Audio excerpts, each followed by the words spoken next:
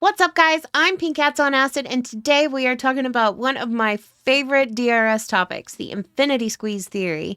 I think it's vital to understand in order to understand how to achieve MOASS. So we're going to get right into that. Of course, a few disclaimers before we get started. First of all, none of this is financial advice. I'm not a financial advisor. You are an individual investor who is free to invest however you see fit for your personal investment strategy. And of course, this is not anything but my opinion, and I'm not going to call it my theory. It's my take on a popular GME theory. So I just want to get that out of the way. Of course, this is not a sponsored video. It has not been endorsed in any way. I am not a paid spokesperson, and I have not been paid to share my opinion with you here or on Reddit or Twitter or anywhere you may find me. I am just telling you my opinion as someone who has a unique set of experiences with my experience being invested in GME and running some GME subreddits. Okay, so I am really excited to talk about this today because I do think, aside from direct registration itself, that the infinity squeeze theory is the number one, probably most misunderstood, but arguably the most important part and aspect of the MOASS theory, or the mother of all short squeeze theories. So I am going to assume that you know about direct registration, DRS, and things like that. I won't be getting into a lot of the details with that. If you are not familiar with DRS or you would like to know more, you can check out my other video, DRS 101, an intro to the direct registration system, as well as any of the number of great DDs that are available on Reddit. I will link some that are located in GME Jungle down below. So I will provide plenty of resources for you if what you're looking for is actually how to DRS. But once you've moved past that, or while you're considering that, while you're creating your exit strategy and just planning your investment, I do want this to at least be a consideration. But again, this is just my personal approach to my investment with GME. Okay, so I had thought about approaching this video a couple of different ways, but every time I just decided to come back to this. Back in like February of 2021, I had written my first DD, which was actually a Beanie Baby DD, and it was an explanation for short selling and abusive naked short selling and all of that. And so I'm going to use that as my base of reference, and I'm actually going to read it right now. If you don't want to hear me read it, you can skip forward. I will leave a bookmark. But I just want to read through this, and this is going to help explain and provide the basis for the infinity squeeze theory. This is my Eli 5 DD for apes with crayon drawings, no dollar amount or date, my Beanie Baby DD. This was back when like dates and dollar amounts and all of that was still being discussed, but was starting to be shunned because everybody was kind of tired of being burned by fake dates and arguing over dollar amounts and stuff. So so that's what happened here. And I will kind of skip around this a little bit. If you want to read through it in full, I will leave the link down below, but I'm just going to try to hit on the highlights and read the relevant parts, because in case you haven't noticed, I'm incredibly wordy, so I don't know when to stop sometimes. I just realized that in this analogy, I used a purple Beanie Baby for GameStop, and this was way before like the Computershare DD and all of that, and I just think that that's sort of serendipitous that in this analogy, I used a purple Beanie Baby. So we all remember the Beanie Baby craze of the 90s, right? Maybe you're too young and you don't. In that case, take your ball and get off my fucking lawn. Well, the phenomenon surrounding the price of them is an excellent reference to help people understand that sometimes demand drives price, not fundamentals.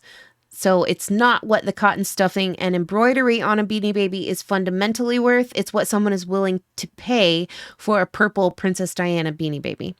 For the sake of this analogy, every Beanie Baby represents one share of a company, in this case, GME. The physical composition of the Beanie Baby, i.e. the fabric, cotton, production, shipping, etc., represents the fundamentals of a company, what a company is worth based on its fabric and cotton, i.e. the quarterly profit, sales, overhead cost, company outlook, etc. We have some greasy fucking Beanie Baby salesmen who they're out here dealing all kinds of Beanie Babies every day.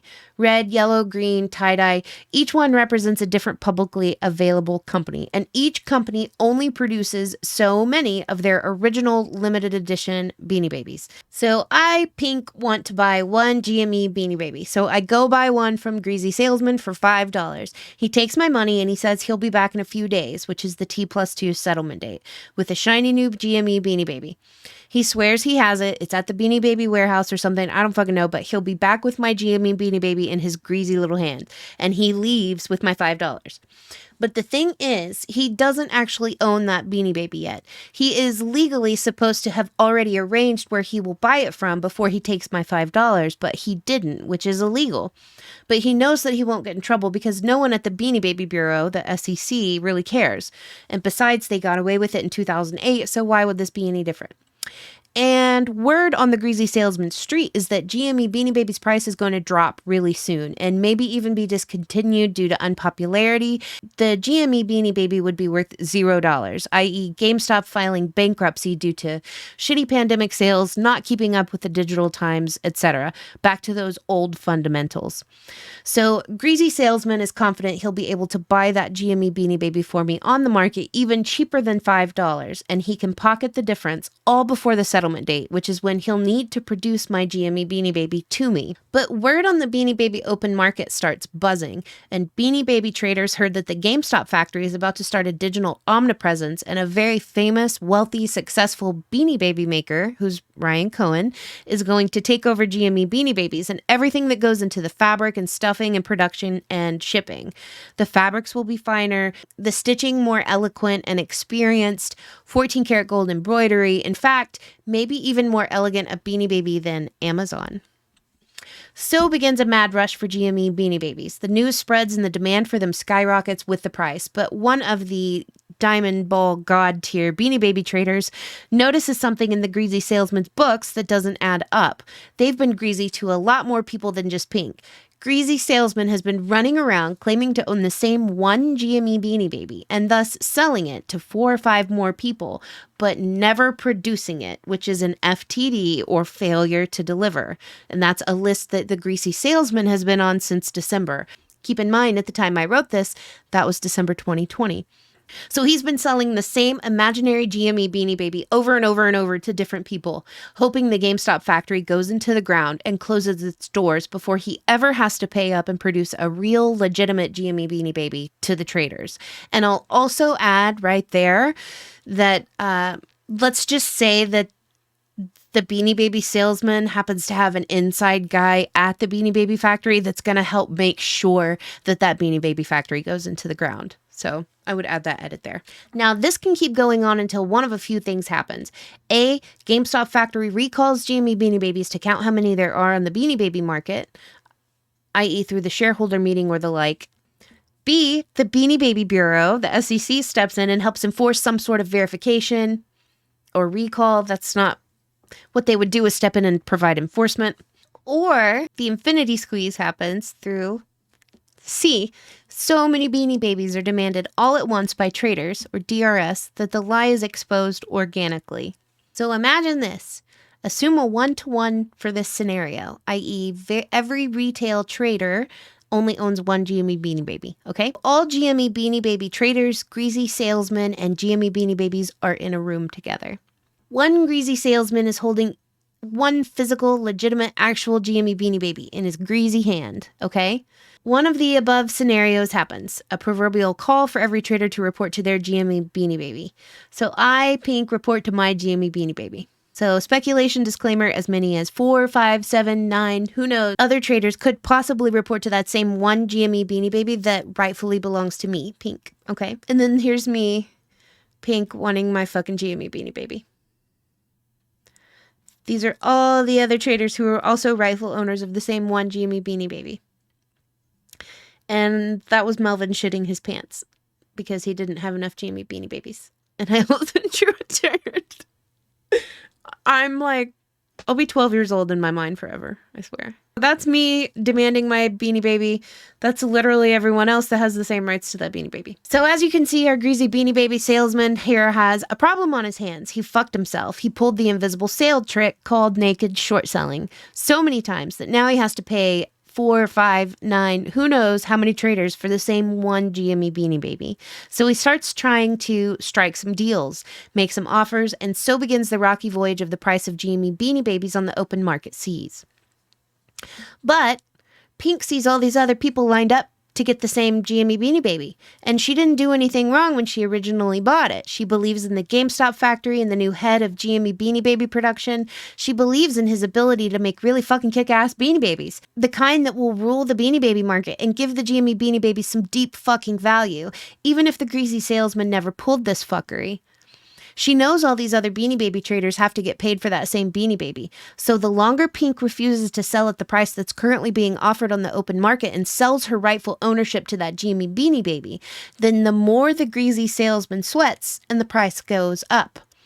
This means that the price is whatever Pink says it is, because the imaginary sale, the naked short sale, will never be made right until all traders are paid and agreed to give up their rightful ownership of that one GME Beanie Baby.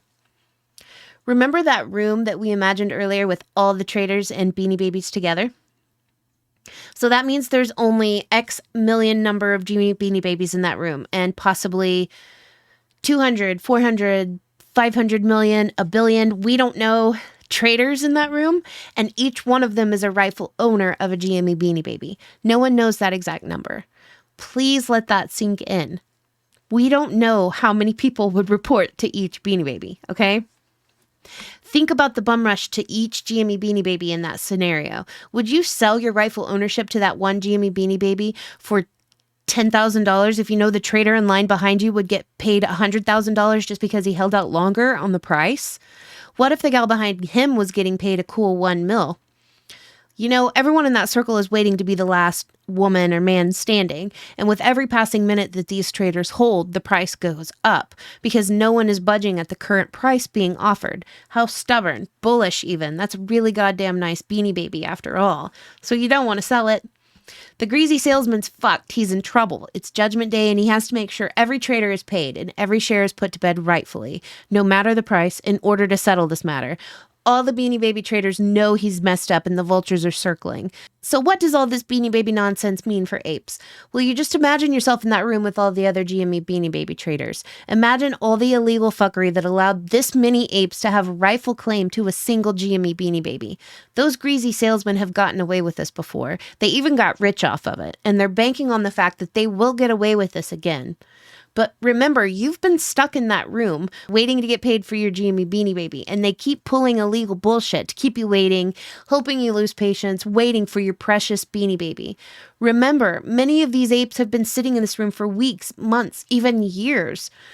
Lots of shit flinging going on in that room too, and not from the apes themselves. The lying, shilling hedge funds where the greasy salesmen work, and the Beanie Baby media have been flinging some psychological shit at apes for a while now. Okay, so I don't know how many times I just said the word Beanie Babies. Thanks for sticking with me through that. I thought it was a neat occurrence of foreshadowing that I used purple as the option for the Beanie Baby. We're gonna stick with that. I didn't even know, but I was talking about DRS. So using the Beanie Baby analogy moving forward, right? Every single one of those Beanie Babies is a direct registered share, okay? And so once they're out of Beanie Babies, they're out. And everybody's standing in line waiting to get paid for their Beanie Baby. Well, it's all about who holds the longest is going to get paid the most, right? And the longer that room full of people refuses to take the price that's being offered, Ken or Melvin or whoever in this analogy is walking around saying, well, will you take this much? Will you take 1 million? Will you take 5 million? And if everyone in that room continues to say, no, I don't want that price for my share, and we're to continue to hold out for a Beanie Baby, if everyone in that room says, no, I'm holding out for my Beanie Baby because I know everyone else here is, because I know that Beanie Baby is worth a lot more than what you're offering me, and I know what you did when you went around town and you sold that same Beanie Baby to everybody that's in this room. So no, I'm not going to take your bullshit price. So as long as I refuse to sell my rights to that Beanie Baby, and as long as others refuse to sell the rights to that Beanie Baby, the price is going to continue to go up because this greasy salesman is sweating, and he really needs either your right to ownership to that Beanie Baby, or, he really needs you to get out of this trade and get out of his way. As long as the people who have rightful ownership to those bears never sells them, never agrees to a price and says, you know what? I don't think you're going to tell me a price that I'm going to like to hear. So I'm just going to say no. And I'm going to keep this little certificate forever that says that that's my Beanie Baby. Then technically the price is infinite. Okay. How do I know that that price could be infinite? Well, I'll tell you. Let's look at the Investopedia definition of short selling, okay? Now that we've looked at my Beanie Baby definition of short selling, what is the Investopedia definition? I'm going to skim over this. I'm not going to go into details. Short selling is an investment or trading strategy that speculates on the decline in a stock or other securities price, like we just learned about. The greasy salesman was assuming that he would be able to score Beanie Baby for cheaper than the $5 that I gave him and pocket the difference before he had to deliver that Beanie Baby to me. So that was essentially short selling. And when he started going around town and selling that same Beanie Baby over and over and over, that's when we get into naked short selling. Before the borrowed shares must be returned, the trader is betting that the price will continue to decline and they can purchase them at a lower cost. The risk of loss on a short sale is theoretically unlimited, since the price of any asset can climb to infinity. Did you hear that? Okay. The risk of loss on a short sale is theoretically unlimited, since the price of any asset can climb to infinity. Therein lies the basis of the infinity squeeze. And this is according to Investopedia. This isn't some crazy Reddit theory. Whenever you engage in short selling, you are exposing yourself to a theoretically infinite amount of risk, okay? Because that price could go to infinity. But it also provides you with basically an infinite amount of leverage. And I'm not going to get into all of the market fuckery and everything, but, it's really messed up the way that short selling is abused in order to provide this infinite leverage and these crazy bets that these entities make in our markets. But anyway, I'm not going to get on my soapbox. Anyway, that's the beauty of it. When you engage in short selling, and especially naked short selling, you are exposing yourself to a theoretically infinite amount of loss. And the key to this is, how long do the sellers hold out? Literally, as long as no one is selling, then they cannot ever close that out. And the shares can never be fully returned. That entire short is never closed out. Now, it can be covered, and that's where FTDs come in, and, all of these things. Shorts did cover, and they continue to cover, but they never closed, okay? They still owe Beanie Babies to way more people than how many Beanie Babies there are. Now, how do we prove that? Direct registration. That's how you prove that. Before, when I first wrote the Beanie Baby DD, it was assumed that ownership and stock ownership was enough, okay? We knew that brokers were messed up, but this was literally before House of Cards was written. This was way early days, okay? Any of the major DDs that you can think of, this was before all of that. So very primitive, but it holds up. It's aged like wine, I gotta say. So direct registration is how you have a right to that Beanie Baby, right? And the entire idea of the infinity squeeze is that based in the fact that the price can go to infinity during a short squeeze. What is a short squeeze? A short squeeze is an unusual condition that triggers rapidly rising prices in a stock or other tradable security. For a short squeeze to occur, the security must have an unusual degree of short sellers holding positions in it. The short squeeze begins when the price jumps higher unexpectedly. The condition plays out as a significant measure of the short sellers coincidentally decide to cut losses and exit their positions, okay? So during a short squeeze, as a short seller, it's all about who gets out first.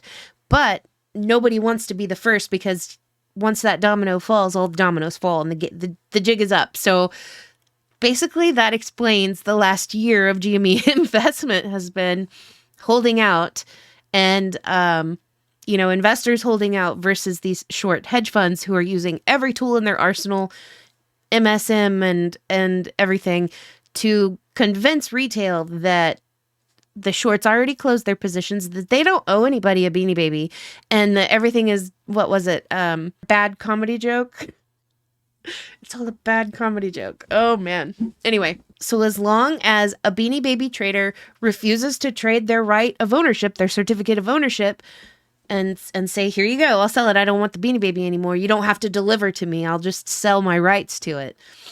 As long as that never happens, the price will continue to climb and continue to climb to infinity. Okay?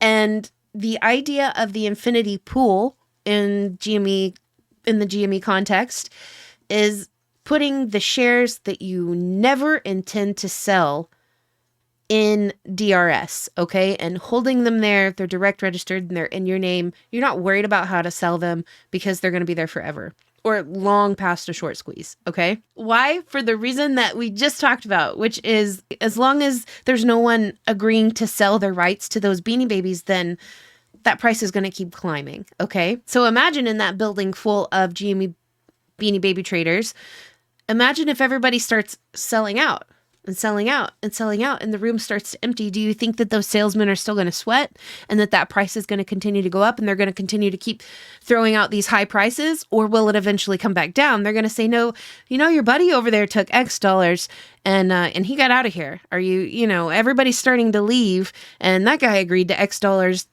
less than what I had just paid the previous guy. Basically what's happening in that case, the price is going to continue to decline and, everybody's going home, everybody sold, and the squeeze in that case would be squoze. So, oh, that still makes me giggle. But yeah, now if everybody in that room is holding out and saying, no, I want a higher price. No, I know you're going to give them more, so I'm not selling either. And everybody's holding out. Then, man, those salesmen are going to keep sweating and they're going to keep spitting out higher and higher prices until somebody finally starts to sell. But theoretically, that would go to infinity as long as no one in that room is selling. Now, one key difference that's important to note in this analogy is that in this analogy, I'm presenting it as though the salesman has control over the price that's being offered. And in reality, during a short squeeze, what's happening is they may be closing out their short positions, but if you've read a lot of GME DD, what is likely to happen is to trigger a margin call, and in that case, these short hedge funds would have to deliver the shares immediately because it would be a margin call. So that's one of the key differences too between the analogy and what would be likely to happen in a GameStop MOASS. So how does DRS play into this exactly? Besides what all I've already explained to you, is that once the float is locked in direct registration, okay, that's assuming that infinity pool is completely full of shares and locked up. None of them are for sale, okay? Once that happens, then those short hedge funds know that they have the entire float to pay back, to deliver on, in addition to all of the shares that are being held through brokers. So as long as that pool stays locked, then the price stays theoretically infinite. As those broker shares are sold, it doesn't affect the level of the infinity pool because it stays full and it stays locked, okay? I hope that makes sense because this is really the essence of the infinity squeeze theory, and this is how you get infinite numbers, okay? If I've ever told you anything and you ever listened to me about DRS or voting or anything, I want this to really, really get through the smoothest of brains, okay? As long as that infinity pool is full and locked, the float is locked away in DRS shares, then broker sales is not going to affect that water level, that price level, okay? It's full, it's infinite, it's the highest it can be. You're selling out of a broker, then those short entities are having to buy from that pool in order to even get to the infinity pool to be able to actually close their positions, okay? And especially in a margin call situation, they have to close their positions if they deliver. That's the only option. And there are no other options, I guess, except prison. Yeah, right. I mean, hopefully. But anyway, That's the only option in a margin call situation, is to deliver and close. That's why you hear people like me and other proponents of the infinity squeeze theory and people who talk about the infinity pool, you will hear us say that broker shares are the ones for sale and DRS shares are the ones for forever, okay? So I've used the hedge fund casino analogy before, where DRSing is like taking your poker chips and going home rather than staying at the table and playing by their rules. Well, you do want to keep a couple of chips at the table if you want to play and you intend to cash out. So keeping some shares at your broker is like still sitting at the table and saying, I still want to play this game and I still intend to make some money off of this trade. So that's why it's pretty vital to understand whenever you talk about selling DRS shares, it's not just about ease of access. For me personally, I don't ever want to sell my infinity pool shares because I want to know that my infinity pool is full and it will stay full. My infinity pool shares are not for sale. And if other registered owners decided that their infinity pool shares were not for sale, then that locks the float pretty quickly. And if I, as an investor, decide that those really are going to stay locked away forever and I'm only going to sell out of my broker shares, then I know that the float stays locked until basically everyone at the brokers has had a chance to sell. Other registered owners also have that same deal going on, then those shorts can never close properly, okay? And that's what the infinity squeeze is all about. So of course, this is a personal decision and you decide whether DRS is even right for you. You decide when and how you want to sell those shares or keep them or whatever you want to do, right? For me personally, I want to keep as many shares locked away as I can while still having access to some through my brokers so that I know once the float is locked, it will stay locked. And I have shares to sell during MOASS prices. And the only way of achieving those infinite MOASS prices is through having the float locked in DRS, okay?